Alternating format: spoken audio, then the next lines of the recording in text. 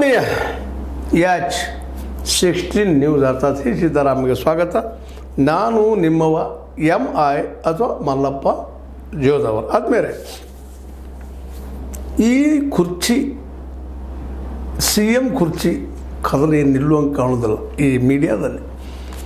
ಯಾಕಂದರೆ ಯಾವುದೇ ಈ ಸತೀಶ್ ಅವರಾಗಿರ್ಬೋದು, ನಮ್ಮ CM ಸಿದ್ದರಾಮಯ್ಯರಾಗಿರ್ಬೋದು, DCM DKC ಅವರಾಗಿರ್ಬೋದು, ಇವ್ರು ಯಾರೋ ಒಂದಿಷ್ಟು ಅಲಗಾಡಿದ್ರು ಸಾಕಪ್ಪ, ಶುರು ಆಗೇ ಬಿಡು. ಈಗೇನೋ ಸತೀಶ್ ಅವರು ದಿಲ್ಲಿಗೆ ಹೊಂಟಿದ್ದಾರೆ, ಕರೆ ಕೊಟ್ಟು ಬಂದವರಿಂದ KV ನಿಮ್ಗೆ ಗೊತ್ತದ, ಅಲ್ಲಿ ವೇಣುಗೋಪಾಲರಿಂದ ಅಲ್ಲಿ ಪ್ರಧಾನ ಕಾರ್ಯದರ್ಶಿ ಅವರು ಯಾವುದೋ ಕೆಲಸಕ್ಕೆ ಕರೀತಾರೆ, ಅದಕ್ಕೆ ಹೊರಟರು, ಅದಕ್ಕೆ ಹೊರಟರು, ಇವರು ಅಧ್ಯಕ್ಷ ಆಗ್ತಾರೋ ಶುರು. ಹೀಗಾಗಿ ಯಾರಿಗೇನು ಉತ್ತರ ಕೊಡಬೇಕು ಅನ್ನೋದು ಅವ್ರಿಗೂ ಕಷ್ಟ ಆಗಲಿಕ್ಕದ ಕಾಂಗ್ರೆಸ್ಸಿಗೆ. DK ಶಿವಕುಮಾರ್ ಅವ್ರು ಹೇಳ್ತಾರೆ, ನನಗೆ ಹುದ್ದೆ ಸಿಗೋದು ಮುಖ್ಯ ಅಲ್ರಿ, ತೇಜಸ್ವಿ ಯಾದವ್ ಮುಖ್ಯಮಂತ್ರಿ ಆಗಬೇಕು ಬಿಹಾರದಲ್ಲಿ ಅಂತ ಅವ್ರು ಹೇಳ್ತಾರೆ. ಮತ್ತು ದೇಶದ ಪ್ರಧಾನಿ ನಮ್ಮ ರಾಹುಲ್ ಗಾಂಧಿ ಅವರು ಆಗ್ಬೇಕಂತ ಅವ್ರು ಬಯಸ್ತಾ ಇದ್ದಾರೆ, ಆ ರೀತಿಯಾಗಿ ಹೇಳ್ತಾ ಇದ್ದಾರೆ. ಮುಂದೆ ಇವರು ಪಾಪ ಸತೀಶ್ ಅವರು ಒಮ್ಮೆಲ್ಲ ಹಲವು ಸಲ ಕೇಳಿದಾಗ ಹೇಳಿದ್ದಾರೆ, ಇಲ್ಲರಿ ನಾವು 2028 ವಿಚಾರ ಮಾಡ್ತಾನಲ್ಲಿ ಅವ್ರಿಗೆ ಇಲ್ಲರಿ ಅಂತಾರೆ. ಆದರೂ ಅವ್ರು ದಿನ ಎದ್ಕೊಳ್ಳಿ ಕೇಳೋದಲ್ಲ, ಏನು ಮಾಡಿದ್ರಿ, ಭೇಟಿ ಆದರೆ ಮಾತಾಡಿದ್ರೆ ಉತ್ತರ ಕೊಟ್ರೆ ನೀವು ಅಧ್ಯಕ್ಷ, ಪಾಪ ಅವ್ರು ಏನು ಹೇಳಬೇಕು, ಅವ್ರಿಗೂ ಸಾಕಾಗಿ ಹೋಗ್ಯದೆ ಪತ್ರಕರ್ತರಿಂದ. ಯಾಕಂದ್ರೆ ಇದನ್ನ ವ್ಯವಸ್ಥಿತವಾಗಿ ಇದೇನೋ ಮಾಡಲಿಕ್ಕಿದ್ದಾರಪ್ಪ ಇದನ್ನು ಅಂತೇಳಿ. ಸ್ವತಂತ್ರವಾದ ಮೀಡಿಯಾಗೆ ಬೇಕಾಗಿರುವುದು ಸ್ವತಂತ್ರ ಧ್ವನಿ. ಆ ಸ್ವತಂತ್ರ ಧ್ವನಿ ಉಳಿಸಲು ನೀವು ಮಾಡಬೇಕಾದದ್ದು ಇಷ್ಟೇ. ಅದೇನಪ್ಪಾ ಅಂತಂತಂದ್ರೆ ನಿಮ್ಮ ಕೈಲಾದಷ್ಟು ಸಹಾಯ ಈ ಚಾನಲ್ಗೆ ಮಾಡಿ ಹಾಗೂ ನಿಮ್ಮ ಧ್ವನಿಯನ್ನು ಕಾಪಾಡಿಕೊಳ್ಳಿ. ಯಾಕಂದ್ರೆ ಕಾಂಗ್ರೆಸ್ಸಿನ ದೋಷಗಳು ಎಲ್ಲ ಪಕ್ಷದ ದೋಷ ಇದೆ. BJP ಇರ್ಬೋದು, ಕಾಂಗ್ರೆಸ್ ಇರ್ಬೋದು, JDS ಇರ್ಬೋದು, ದೋಷ ಇರೋದು ಪಕ್ಷ ಯಾವುದಲ್ಲ. ಎಲ್ಲರೂ ಅಧಿಕಾರಿಗಳು ಏನೆಲ್ಲ ಮಾಡ್ತಾ ಇರ್ತಾರೆ ಅನ್ನೋದು ಗೊತ್ತಿದ್ದ ವಿಷಯನ. ಆದ್ರೆ ಇಲ್ಲಿ ವ್ಯವಸ್ಥಿತವಾಗಿ ಇದನ್ನು ಇಲ್ಲ, ಅವ್ರೊಳಗೆ ಹೊಂದಾಣಿಕೆ ಇಲ್ಲ, ಇದು ಏನಪ್ಪ ಅದು ಕಾಂಗ್ರೆಸ್ ಒಡೆದ ಮನೆ ಆಗಿದೆ ಅಂತ ತೋರಿಸೋ ಪ್ರಯತ್ನ ಮಾಡ್ತಾ ಇದ್ದಾರೆ BJPಗರು ಮತ್ತು JDSಗರು. ಯಾಕಪ್ಪ ಅಂತಂದ್ರೆ ಇಲ್ಲಿ ಜಗಳ ಹಚ್ಕೊಂಡು ಹೋದ್ರೆ 2020 ಸಮಯ ಬಂತು, ಆಹಾರ ಬರ್ತದೆ ರೀ, ಸಮಯ ಹೋಗೋದು ಇಷ್ಟೊತ್ತು. ಇವು ಯಾವುದೇ ಪ್ರಗತಿ ಆಗಲಿಲ್ಲಪ್ಪ ಅಂದ್ರೆ ಸಹಜವಾಗಿ ನಾಳೆ ಇಲ್ಲಪ್ಪ ಅವ್ರು ಜಗಳ ಅವ್ರ ಪಕ್ಷ ಅನ್ನೋದು ಒಂದರೆ ಏನಪ್ಪ ಅವರೇನೋ ಒಂದು ಪ್ರಚಾರ ಮಾಡ್ತಾ ಇದ್ದಾರೆ. DK ಶಿವಕುಮಾರ್ ಅವರು 40, 50, 60 ಈಗ 60ಕ್ಕೆ ಬಂದು ಹತ್ತಿದ್ದಾರೆ, ML ತೊಗೊಂಡು ಬರ್ತಾರೋ ಅಂತ ಶಾರ್ ಅವ್ರು ಪ್ಲ್ಯಾನ್ ಹಾಕ್ಯಾರು, ಬಿಹಾರ್ ಮುಗಿದು ಬಂದುಬಿಡ್ತಾರೆ.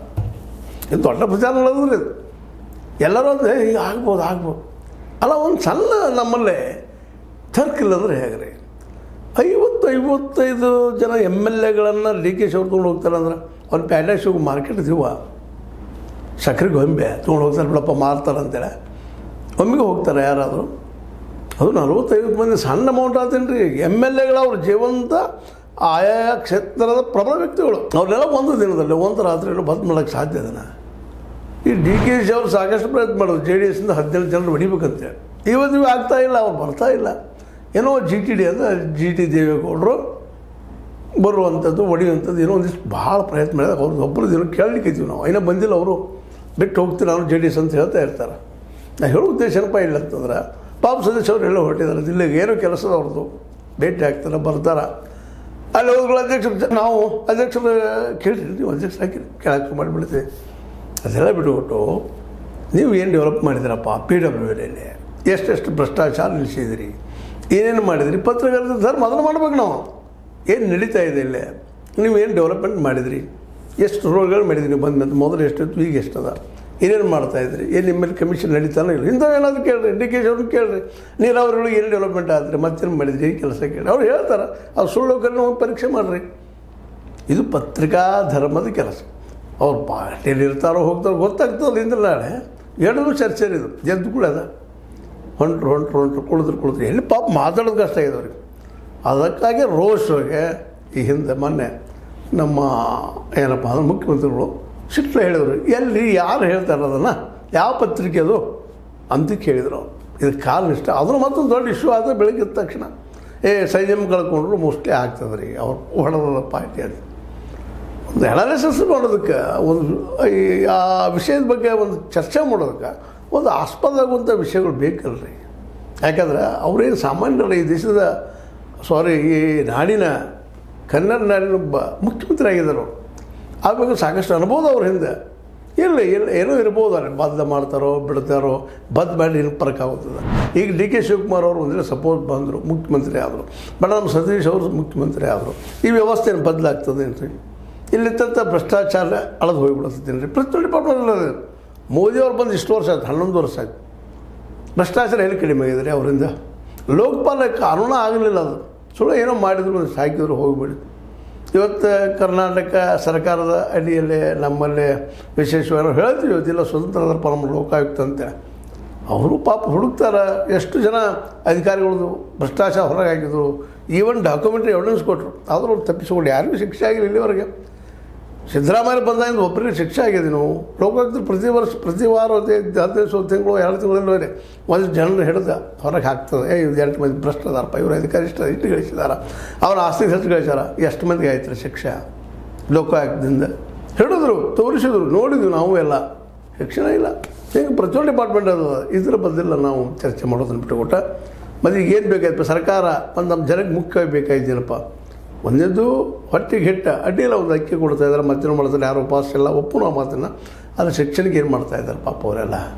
ಎಂಥ ಶಿಕ್ಷಣ ಪಡಿತಾ ಇದ್ದಾರೆ? ಈ ದೇಶಕ್ಕೆ ಈ ಶಿಕ್ಷಣ ಬೇಕಾ? ಇದಕ್ಕೆ ಎಂಥದ್ದು ಬೇಕು? ಎಲ್ಲರ ಶಿಕ್ಷಣ ಯಾಕೆ ಬೇಡ? ಪ್ರತಿಯೊಬ್ಬರಿಗೆ ಯಾಕೆ ಹೈಯರ್ ಶಿಕ್ಷಣ ಫ್ರೀ ಸಿಗಬಾರ್ದು ಅನ್ನೋಂಥ ವಿಷಯಗಳು ಚರ್ಚೆನೇ ಇಲ್ಲ. ಅಂತ ಮಾತಾಡೋದು ನಮ್ಮಂಥವ್ರು 3 ಕರೀರಿ ಅವ್ರಿಗೆ ಗೊತ್ತಿಲ್ಲ, ಅದೆಲ್ಲ ಏನಿಲ್ಲ.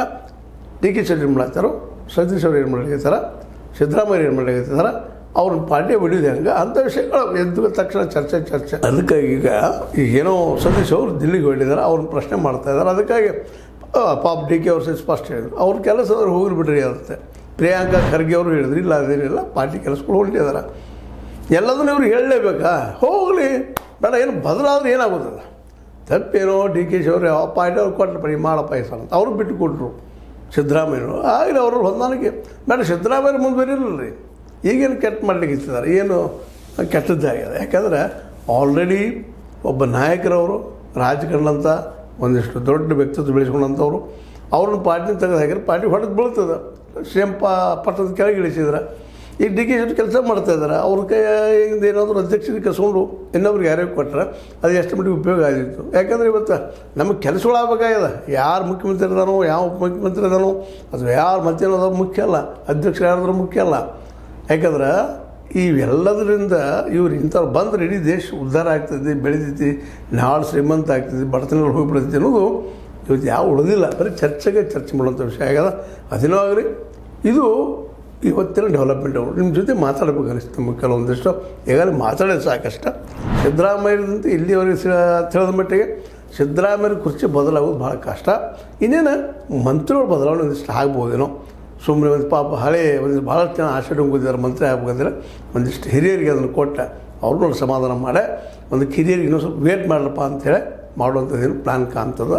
ಯಾಕಂದ್ರೆ ಕಾಂಗ್ರೆಸ್ನಲ್ಲಿ ಡಿ ಕೆ ಶಿ ಅವ್ರನ್ನ ಅಧ್ಯಕ್ಷ ಸ್ಥಾನದಿಂದ ಇಳಿಸೋದು ಅಷ್ಟೇ ಕಷ್ಟ ಅದ. ಅದೇ ಕಾಲಕ್ಕೆ ಮುಖ್ಯಮಂತ್ರಿ ಸ್ಥಾನದಿಂದ ನಮ್ಮ ಸಿದ್ದರಾಮಯ್ಯನೂ ಇಳಿಸೋದು ಅಷ್ಟೇ ಕಷ್ಟ ಸಾಧ್ಯತೆ. ಯಾಕಂದರೆ ಕಾಂಗ್ರೆಸ್ ಇವತ್ತು ಬೆಳೀತಿರುವಂಥ, ಯಾಕಂದರೆ ಕಳ್ಕೊಳ್ಳೋದು ಎಲ್ಲದನ್ನು ಭಾಳ BJPಯ ದಾಳಿಯಿಂದ, ಮೋದಿಯವರ ದಾಳಿಯಿಂದ ಕಾಂಗ್ರೆಸ್ ಇವತ್ತು ನುಚ್ಚಾಗ್ಯದ. ಈಗ ಮತ್ತಷ್ಟು ಏನಾದರೂ ಇವ್ರು ಒಳಗೆ ಕೊಡ್ತಪ್ಪ ಅಂದರೆ ಕಾಂಗ್ರೆಸ್ ಇಲ್ದಂಗೆ ಆಗುವಂಥ ಪ್ರಸಂಗ ಬರ್ಬೋದು. ಮೂಲದ ಅಂತಾರೆ ಮೋದಿಯವರು ಏನಪ್ಪ ಅಂದರೆ ಕಾಂಗ್ರೆಸ್ನ ಮುಕ್ತ ಭಾರತ ಮಾಡ್ತಾನಪ್ಪ ನಾನು ಅಂತ. ಕಾಂಗ್ರೆಸ್ ಮುಕ್ತ ಭಾರತ ಮಾಡ್ತಾನೆ ಅಂದ್ರೆ ಆಗಿಲ್ಲ. ಇಲ್ಲಿವರೆಗೆ 99 ಜನ ಆಯ್ಕೆ ಆಗಿದ್ದಾರೆ MP ಗಳು. ಇಲ್ಲೂ ಆಗಿದೆ ಕರ್ನಾಟಕದ ಸರ್ಕಾರ. ಹೀಗಾಗಿ ಅದು ಮಾತುಗಳು ಸುಳ್ಳು ಆಗುವ ಸಾಧ್ಯತೆ ಹೆಚ್ಚಾದಾಗ ಈ ಒಂದು ಕೆಲಸಗಳು ನಡೀತಾ ಇದ್ದಾವೆ ಅಂತೇಳಿ ಭಾಳಷ್ಟು ಕಾಂಗ್ರೆಸ್ಸಿಗರ ಮಾತು. ನಿಮಗೇನು ಅನ್ನಿಸ್ತದೆ? ಇದು ಸರಿ ಅನ್ನಿಸ್ತದೇನು? ಸರಿ ಅಂದರೆ ತಪ್ಪನ್ರಿ ಏನಾದರೂ ಅನ್ನೋರಿಗೆ ಚರ್ಚೆ ಮಾಡ್ತಾಯಿರ್ರಿ. ಮಾತ್ರ ತುರ್ತು ಎಲ್ಲ ಅಂದ್ಕೊಂಡಂಗೆ ಆಗ್ತದಂತೇನಿಲ್ಲ. ಆದರೂ ಆಗೋದನ್ನು ತಪ್ಪಿಸಕ್ಕೆ ಬರೋದಿಲ್ಲ ಅಂತ ಹೇಳ್ತಾ ಲೈಕ್ ಮಾಡಿ, ಶೇರ್ ಮಾಡಿ, ಕಾಮೆಂಟ್ ಮಾಡಿ, ಜೊತೆ ಸಬ್ಸ್ಕ್ರೈಬ್ ನಿಲ್ಲಿಸ್ಬಾರ್ದು. H60 ನ್ಯೂಸ್ ಅರ್ಥ ಸಿದ್ದರಾಮಯ್ಯ ಸತ್ಯದ ಕೈಗಳೇ ವಂದನೆಗಳು.